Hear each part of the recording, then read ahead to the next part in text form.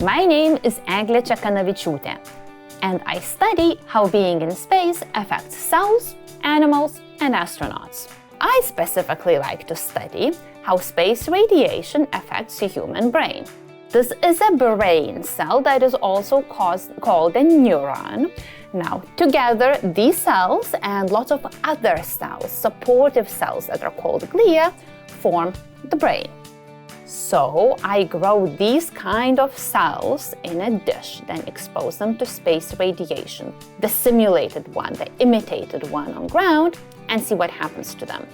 That will help understand how radiation may affect astronaut brains. It will also be important to people on Earth, because in general, the effects of spaceflight and space radiation are similar to growing old.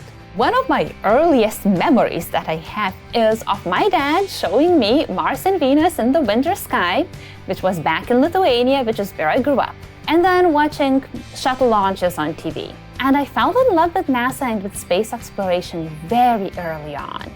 I think it's very important to make free time and do other things that are not just your work and not just science. So I write stories that are fantasy and science fiction, including sometimes about space. Space just tends to creep into them somehow.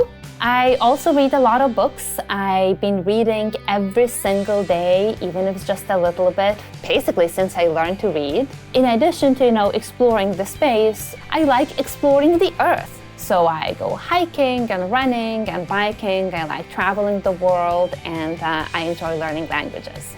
Just keep asking questions and finding things out. Figure out which questions are the most exciting to you about the world, and then go into science that helps answer them. And then you will never be bored. Keep persevering and persisting through your failures, because you are going to fail. You should be failing, because if you are not, that means you're doing something that is too easy for you. I often tell people, I will not get to live to see cities on Mars. But what I do now will be tiny steps towards making them happen, and will survive long after me. And it is amazing that I get to think that way. It is amazing that I get to contribute to something that is such a large scale and affects all of humanity, and not just NASA and not just me.